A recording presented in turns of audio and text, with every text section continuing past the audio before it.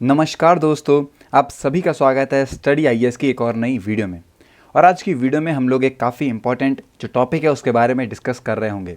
हमारा आज की वीडियो का टॉपिक है कि यहाँ पे एक वाइट ड्रॉप यहाँ मिला है और उसको बताया जा रहा है कि वो बहुत जल्दी स्पिन करता है। लगभग उसकी स्पीड बताई जा रही है कि 25 सेकंड के अंदर वो स्पिन कर देता है और इसका नाम दिया गया है J0240+1952। ओके दोस्तों, इसी के बारे में हम लोग अपनी आज की पूरी वीडियो में डिस्कस कर रहे होंगे। आखिर ये ड्रॉप क्या होते हैं, आप कह सकते हैं प्लैनेट से किस तरीके से अलग होते हैं, ये वाइट ड्रॉप, ब्लैक ड्रॉप, ये क्या होते हैं, इन सभी बातों पे हम लोग डिस्कस कर रहे होंगे इस वीडियो में। इसीलिए दोस्तों वीडियो को पूरा ज़रूर देखिएगा, काफ़ी इंपॉर्टेंट ये वीडियो आपको मिलेगी। इसमें काफ़ी सारी जो इन्फॉर्मेशन है वो आपको यहाँ पता लगने वाली है। काफ़ी कुछ मैं यहाँ पे आपको इंटरेस्टिंग बताने वाला हूँ, तो इसीलिए दोस्तों वीडियो को पूरा ज़रूर से देखिएगा। अब बढ़ते हैं वीडियो में, लेकिन उससे पहले यहाँ पे एयर टू आई जागृति अवस्थी जी की, और ये भी अनअकैडमी से बिलोंग करती हैं। दोस्तों यहाँ पे स्टडी आईएएस लेके आया है आप लोग के लिए एडिशनल 10% का डिस्काउंट आपके हर एक परचेज पर। अगर आप कोई परचेज करते हैं स्टडी आईएएस से तो आप लोग को यहाँ पे मिलेगा एडिशनल 10% का डिस्काउंट। ओके दोस्तों, तो जब भी आप कोई परचेज करें तो हमारा जो कोड है उसे ज़रूर यूज़ कीजिएगा। अब बात करते हैं यहाँ पे न्यूज़ के बारे में। देखिए दोस्तों, रिसेंटली क्या हुआ है, बेसिकली एक टीम है एस्ट्रोनॉमर्स की, उन्होंने यहाँ पे कंफर्म करते हुए बताया है कि एक वाइट ड्रॉप मिला है जिसको बताया जा रहा है कि वो बहुत जल्दी जो है स्पिन करता है। बताया जा रहा है कि उसकी एक रोटेशन 25 सेकंड के अंदर कंप्लीट हो जाती है। उसका नाम दिया गया है J0240+1952। ओके दोस्तों, अब आपके मन में ये सवाल जरूर आएगा कि आखिर ये ड्रॉप क्या होते हैं। बेसिकली हमारे पूरे ही सोलर सिस्टम पे या फिर हमारे यूनिवर्स में कुछ ऐसे यहाँ पे स्मॉल ऑब्जेक्ट होते हैं जो कि आप कह सकते हैं प्लैनेट से स्मॉल होते हैं, लेकिन वो रोटेट करते हैं ऑर्बिट में सन की। मतलब कि वो लोग भी प्लैनेट की तरह ही सन के चारों ओर घूमते रहते हैं उसके। तो ऐसों को जिन्हें आप प्लेनेट की कैटेगरी में नहीं रख सकते हैं और ना ही आप उन्हें कह सकते हैं यहाँ पे कोई और ऑब्जेक्ट एस्टेरॉयड वगैरह नहीं बता सकते हैं, तो उन्हें यहाँ पे ड्रॉप बताया जाता है कि ऐसे जो भी ऑब्जेक्ट होते हैं उन्हें ड्रॉप बताया जाता है। अभी यहाँ पे एक प्रोटोटिपिकल ड्रॉप प्लेनेट है जिसे आप लोग प्लूटो के नाम से जानते हैं। तो ये सारी बातें जो हैं वो आपको पता होनी चाहिए इस ड्रॉप प्लेनेट से रिलेटेड। अब बात करते हैं आखिर ये वाला जो आपको डिस्कवरी हुई है ये क्या है। देखिए दोस्तों, जिस तरीके से ये है, ये हमारे बाइनरी स्टार सिस्टम का एक पार्ट है और ये इन्फ्लुएंस होता है मैग्नेटिक प्रोपेलर सिस्टम से। यहाँ पे बताता हूँ, बेसिकली इमेंस ग्रेविटी लगती है जो कि उसको अपनी तरफ खींचती है। और जिस तरीके से यहाँ पे बड़े बड़े जो स्टार होते हैं वो आप कह सकते हैं प्लाज्मा के फॉर्म में रहते हैं और वो अपनी ग्रेविटी की मदद से, मतलब कि अपनी ग्रेविटी से दूसरे प्लेनेट को अपनी तरफ घुमाते रहते हैं। ओके दोस्तों, तो जब भी कोई आप कह सकते हैं इस मैग्नेटिक प्रोपेलर सिस्टम के अंडर आता है, मतलब कि उसकी रेंज में आता है, तब ये जो ड्रॉप प्लैनेट होते हैं ये अट्रैक्ट हो जाते हैं उस प्लाज्मा के और एक बाइनरी स्टार सिस्टम को बना देते हैं। देखिए दोस्तों, बेसिकली जो मैग्नेटिक फील्ड है किसी वाइट ड्रॉप की, वो एक प्रोटेक्टिव बैरियर की तरह काम करती है। मतलब कि उस तरीके से मान लीजिए एक वाइट ड्रॉप है, एक तरीके से ये ऑब्जेक्ट है, इसके बाहर की जो इसकी मैग्नेटिक फील्ड रहेगी वो इसको बचाएगी दूसरे में ज़्यादा अट्रैक्ट होने से।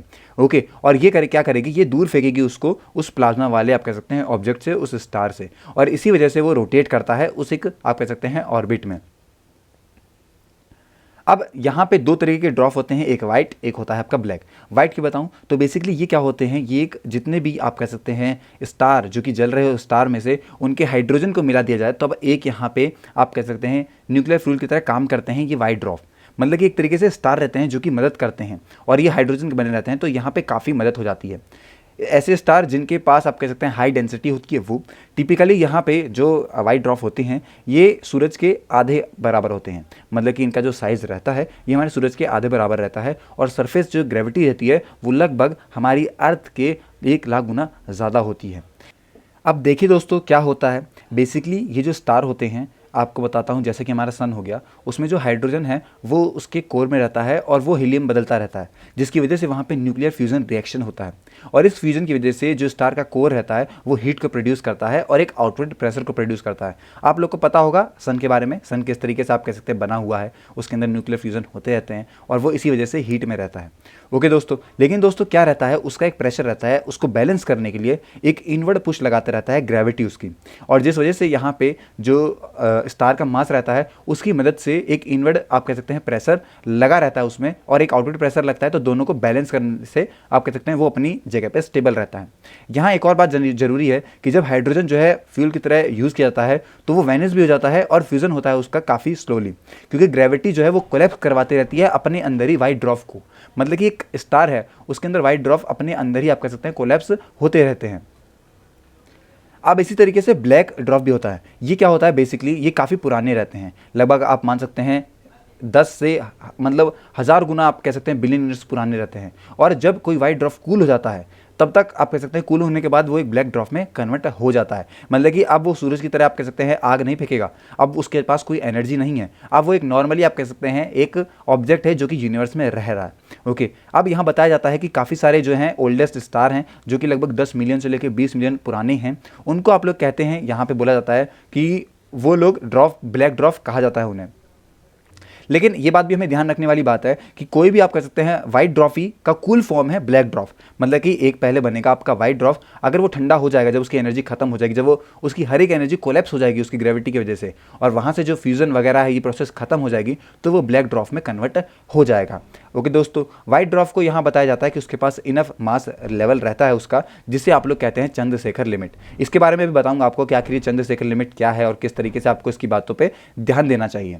लेकिन दोस्तों एक टाइम ऐसा आता है जब ये प्रेशर जो है वो सेंटर के ज़्यादा हो जाता है, और उस टाइम पे जो यहाँ पे थर्मोन्यूक्लियर सुपरनोवा है वो आ जाता है, और उस वजह से उसकी पूरी एनर्जी जो है वो खत्म हो जाती है और वो ब्लैक ड्वार्फ में कन्वर्ट हो जाता है।